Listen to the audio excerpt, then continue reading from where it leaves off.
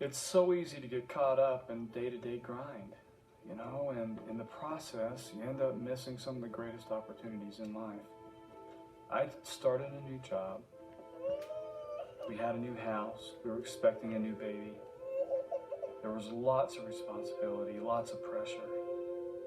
Sometimes you get on this treadmill of success and you just can't seem to get off.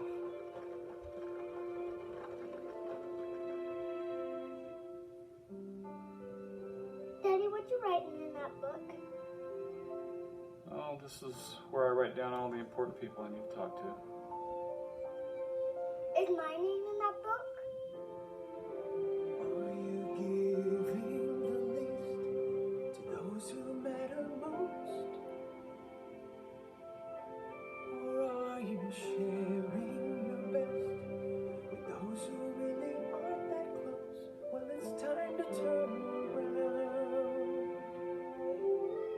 and find out where your greatest joys are found. If we don't spend time with people, we won't know them.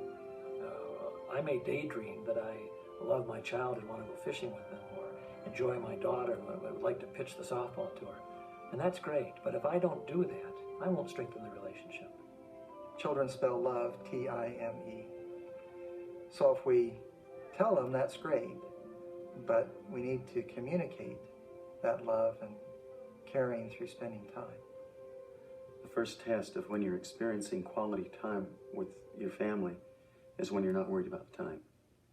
And now a few words about raising children. Run, jump, climb, walk, laugh and cry. Throw, fetch, play catch, slip and slide. Listen, swim, eat, grin, cook and cheer. Giggle, wait, talk straight, woo, be there. Love isn't just something you say, it's something you do. From the Church of Jesus Christ of Latter-day Saints. Those unexpected moments together, whether they're 5 minutes or 15 minutes, can be very valuable. That time home from work while you're preparing dinner, or a few minutes in the morning if you happen to get ready early and have 5 minutes to talk before you go, or an opportunity to go for a walk around the block. I think it's important to do work around the house together. Sometimes we think of chores, and you know, if we're doing chores, we don't think it's quality time, but you can talk and do things together. That's quality time. There's communication there. Setting up projects that the whole family has to do together. I'm also not much of a believer in quality time versus quantity time. I think you just have to be together in order to have the quality come out. We make time our enemy by saying there's not enough time, but we usually find time to do the things that we really want to do. So if we really want to have time as a family, we'll find the time. It may not be a lot of time at once, a lot of hours together, but you take the few minutes that you can. You don't have to move a mountain. You don't have to calm the storm we see. The little things you do that you think are small and few are the things that mean the most to me. So just keep giving whatever you're giving, 'cause if you're giving with everything you've got, keep on giving whatever you're giving, 'cause even when you're giving just a little, it helps a lot. If you're doing just a little, you're helping a lot. From the Church of Jesus Christ of Latter-day Saints. It helps a lot. Yeah, single parents have a particularly difficult time because there's no one there to help them out. You know, they're doing all of it by themselves. My experience tells me this, that the children of single parents know that there's not a whole lot of time. They know that this is the only parent that will do the dishes, clean the house, fix, and so. They've told me that the best thing they've done is enlist their children in that help. And so you talk while you do dishes. You talk while you clean the house. You talk while you cook. so that you do the activities as much as possible together. Those who have tried have told me of wonderful successes with a 3 minutes here, 2 minutes here, 7 minutes there. And they've also said this, that 7 minutes is enough. Special blessings come to parents who are doing it on their own. And I suspect they come to well-intentioned parents, whether they're religious or not. I'm not sure you have to ask for these kinds of blessings. I think raising children is an important enough task that those blessings are going to come to you.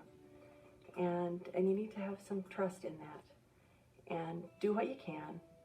And, you know, you give it your best. But that's all you can do. And when you've given it your best, you trust that help will come where it needs to come. Mealtime traditionally has been seen as the time when all the members of the family come together. It is one of the most important moments in family time.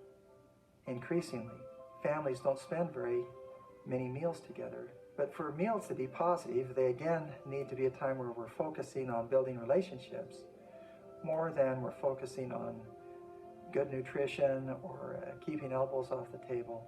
So did you tell them?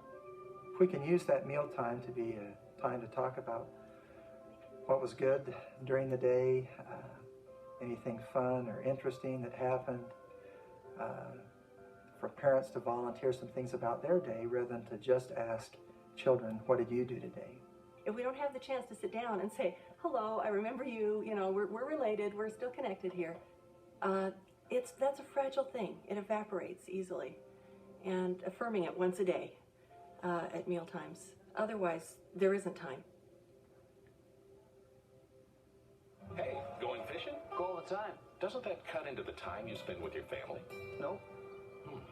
Why not? Because they come with me. The best time for your family is your time. From the Church of Jesus Christ of Latter-day Saints. One of the simple things for parents to do to plan some good time with their children is to sit down with a piece of paper and ask the child to list some things that they would like to do together. We have found that we actually have to schedule it. And that doesn't feel spontaneous and wonderful, but if we don't, sometimes we don't have it. And you schedule the time with your child, not so that the child can feel wonderfully blessed by your presence. That's a bad message. You schedule the time with your child so the child knows that you are very fortunate to spend time with them. I'm going to be going on vacation these days right here. Okay.